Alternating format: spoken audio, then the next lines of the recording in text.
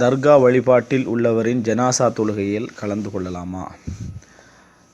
அதாவது கபருடைய இடத்திலே போய் அவர்களுக்கு இஸ்லாத்தில் இணை வைப்பான செயல்கள் என்று கருதப்படக்கூடிய செயல்பாடுகளை யாரெல்லாம் செய்கிறார்களோ அந்த கபருள்ளவர்களுக்கு நேர்ச்சை வைக்கிறது, அங்கே போய் சுஜூது செய்கிறது, அங்கே போய் பிரார்த்தனை செய்கிறது, இது போன்றவைகளை யாரெல்லாம் செய்கிறார்களோ அவர்கள் ஷிர்க்குடைய செயல்பாட்டில் இருக்கிறாங்க, ஷிர்க் செய்கிறாங்க. ஷிர்க் செய்கின்றவர்களுக்கு நாம் பாவ மன்னிப்பு தேடுவது, அவர்களுக்கு தொழுவிப்பது, அவர்களுடைய தொழுகையில் கலந்து கொள்வது எல்லாமே தடையான ஒரு அம்சம். காரணம், இந்த இடத்துல நம்ம அவர் லா இலாஹ இல்லல்லாஹ் முஹம்மது ரசூலுல்லாஹ் சொன்னவரா அல்லது இஸ்லாமிய அடிப்படையில் எப்படி வாழ்கின்றவர் என்ற பகுதியை நம்ம பார்க்குறது அல்ல. இந்த இடத்துல மிக முக்கியமாக பார்க்க வேண்டிய ஒரு அம்சம், ஒரு இஸ்லாமிய சமுதாயத்தை சேர்ந்தவர் லா இலாஹ இல்லல்லாஹ் முஹம்மது ரசூலுல்லாஹ் சொல்கிறவர் என்பதல்ல, இணை வைக்கிறார் அப்படின்றதான். எங்களுக்குள்ள கடமை என்னன்னு சொன்னால், இணை வைக்கின்றவரை அல்லாஹு தஆலா மன்னிக்க மாட்டான் என்ற குர்ஆன் வசனத்தை நாங்கள் பார்க்குறோம்.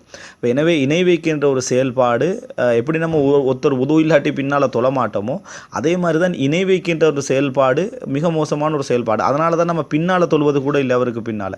எனவே இணை வைக்கின்றவருக்கு பாவம் மன்னிக்கப்பட மாட்டாது என்கின்ற நேரத்தில் அவருடைய ஜனாசாவில் கலந்து கொள்ளல், அவருடைய ஜனாசாவில் தொழுவித்தல் எல்லாமே எங்களுக்கு தடுக்கப்பட்ட ஒரு செயல்பாடு.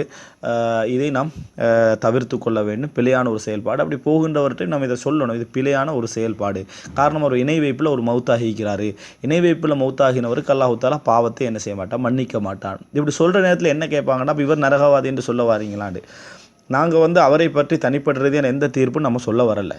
அவருடைய எண்ணம், அவருடைய செயல்பாடு, அதுக்கு அல்லாஹ் தஆலா தீர்ப்பு சொல்ல போதுமானவன். எங்களுக்கு கேட்கப்படுகின்ற கேள்வி என்னன்னு சொன்னால், இணை வைப்பவரை அல்லாஹ் தஆலா மன்னிக்க மாட்டான், அவர் இணை வச்சார்ன்றது எங்களுக்கு கன்ஃபார்ம். இப்படி இருக்கிற நேரத்தில் அந்த ஜனாசால நாங்கள் என்ன செய்யக்கூடாது, கலந்து கொள்ளக்கூடாது என்பதுதான்.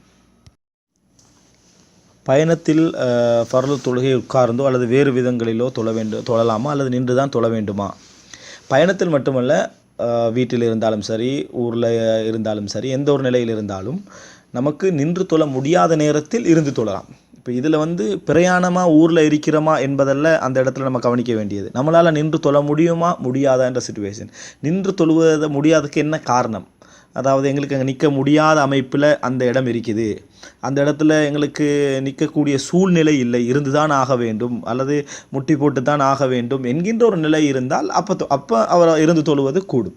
அப்படி இல்லை, வெக்கமாக இருக்குது, மக்கள் பார்ப்பாங்க என்ற ஒரு வெக்கமாக இருக்குது என்ற சூழ்நிலைக்காக வேண்டி இருக்க போகிறாராக இருந்தால் அது கூடாது. எனவே இங்கே இருந்து தொழுவதா நின்று தொழுவதான்றது பிரயாணத்தோடு சம்மந்தப்பட்டதல்ல, அவருக்கு முடியுமா முடியாதா என்ற அந்த நிலையோடு சம்மந்தப்பட்டது.